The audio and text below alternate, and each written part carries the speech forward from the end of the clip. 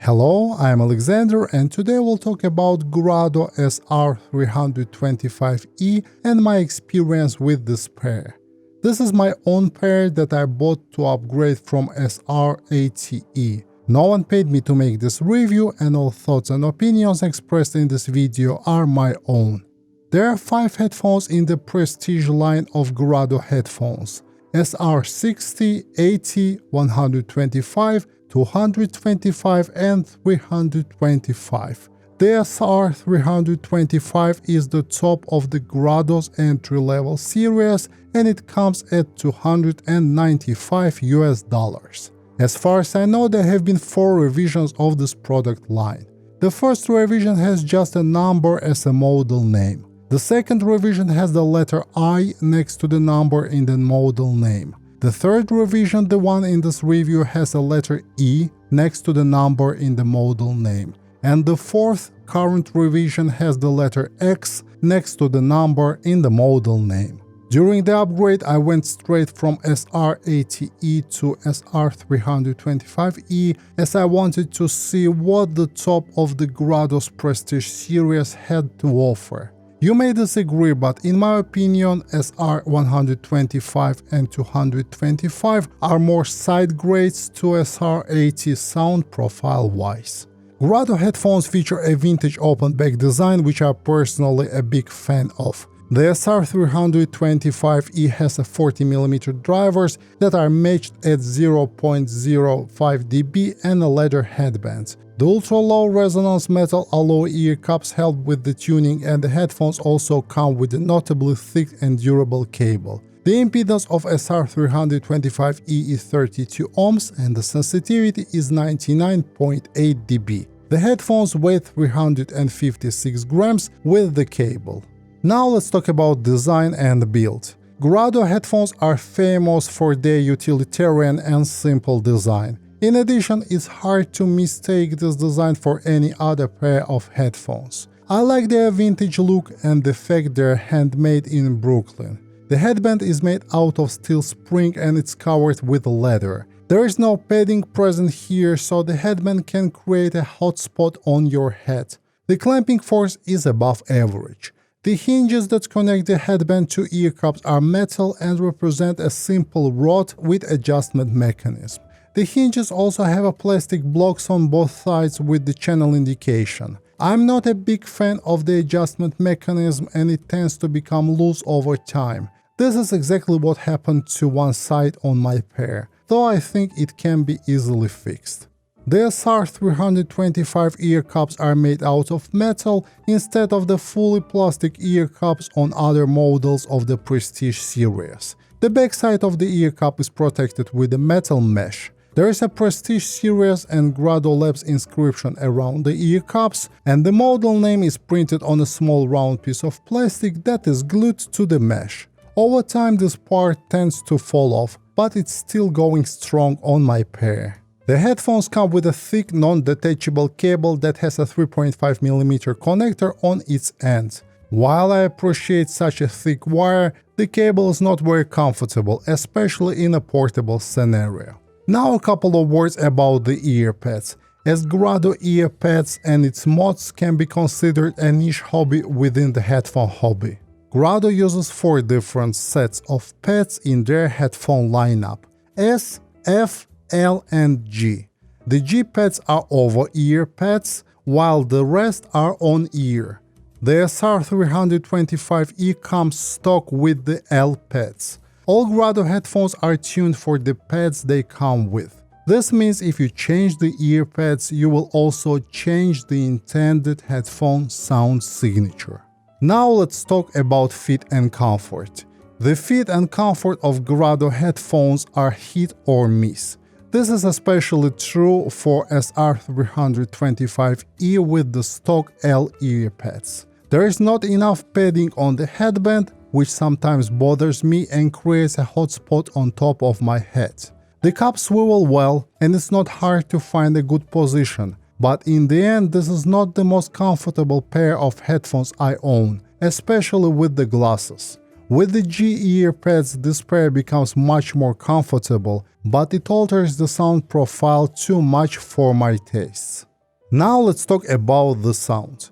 It's important to mention that all sound impressions in my reviews are completely subjective. You should take them with a grain of salt. Rated at 32 ohms of impedance and 99.8 dB of sensitivity, the SR325e are relatively easy to drive, but the headphones are power-hungry and source-dependent. That's why I recommend pairing it with a proper deck and amplifier combination. Most Grados tend to have a very forward-in-your-face sound, and SR325 is no exception here. I like this approach, as well-recorded material sounds very bold and energetic and makes you want to crank the volume up. The overall tonality is mid-forward and slightly bright with a recessed bass response. This results in a good level of detail, and combined with a narrow soundstage, it gives you a very intimate presentation. This pair especially shines with 80s and 90s rock and metal music, so I wonder what Grado's in-house playlist looks like. At the same time, the sound profile is not for everyone, and people sensitive to sibilance might find this pair way too harsh and sharp. The bass here is recessed, and this can come as a surprise if you're new to Grado headphones, especially if you come from a closed-back pair of headphones. The bass is tight, it has a good texture and control, but lacks in quantity. While out of the box this is a bass-light pair of headphones, over time I got used to the character of its bass and started to appreciate it. Bass heads need to look elsewhere, as the strong bass roll-off starting at 100 Hz might leave your favorite tracks without their main pillar. But if you value quality over quantity, you will be pleased with the bass and its performance. The mid-range is linear, very engaging and organic.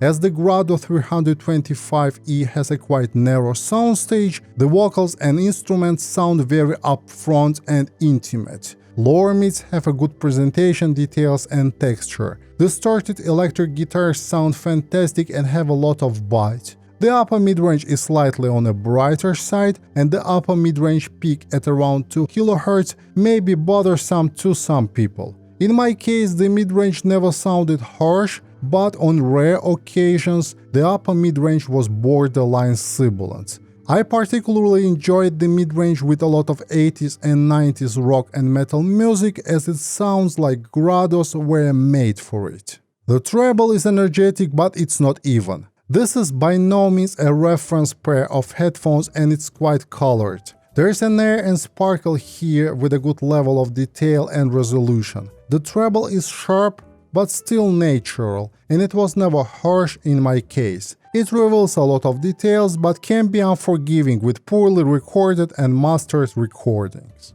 The soundstage of SR325e is quite narrow for open-back headphones, which results in an intimate music presentation. At the same time, the soundstage doesn't feel compressed or congested. In addition, the soundstage is also quite deep, which makes the layering and instrument separation a bit better. SR325e is good at revealing the details, and they do it on par with other leading models in this price range. Swapping earpads to G cushions makes the soundstage wider, and those addicted to wide soundstage will appreciate it. Though, as I already mentioned, the G cushions will alter the sound beyond my liking.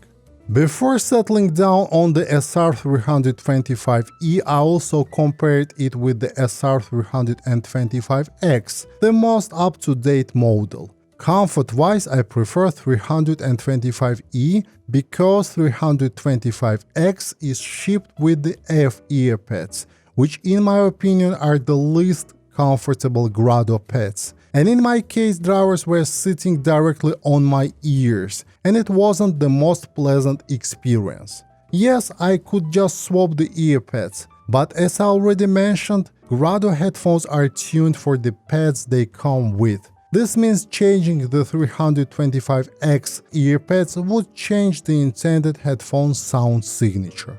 Sound-wise, the SR325x is more balanced than 325e. It has a better bass response and bass performance. Its treble is also tamed a bit compared to SR325e, which makes the presentation a little bit more rounded and smooth.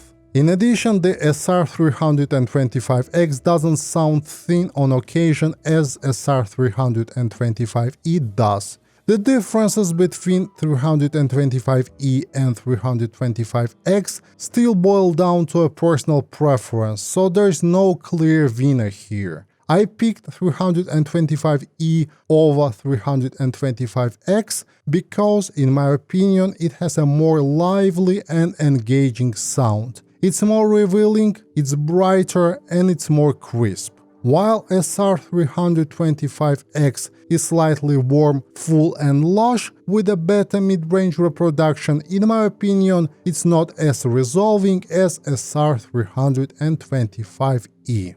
Let's summarize. So what do I like about these headphones? Vintage design, lively and engaging in-your-face sound, good soundstage depth and instrument separation, natural presentation, textured bass, linear and detailed mid-range, sharp and revealing treble, great technical abilities, and excellent value for the money. What I don't like? It's not the most comfortable pair of headphones, the stock cable is too hefty and long for portable use, the top of the headband part could use some padding, the soundstage is too narrow for a pair of open backs, and the headphones are unforgiving with poor recordings.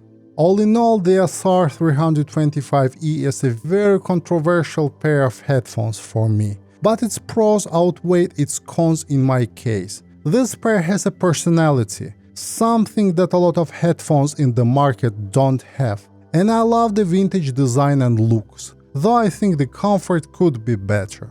To me, SR325e is a special pair of headphones that I use for short and engaging listening sessions. I enjoy its in-your-face sound that is lively and revealing. If you haven't had any experience with Grado before, going with the lower models in the Prestige line might be a better idea. But if you're coming from SR60 or SR80 and looking to upgrade, I think that SR325 is the next logical upgrade. And that concludes my review for today. If you want to see more content like this, consider subscribing to my YouTube channel. Thank you for joining me, and until next time, goodbye.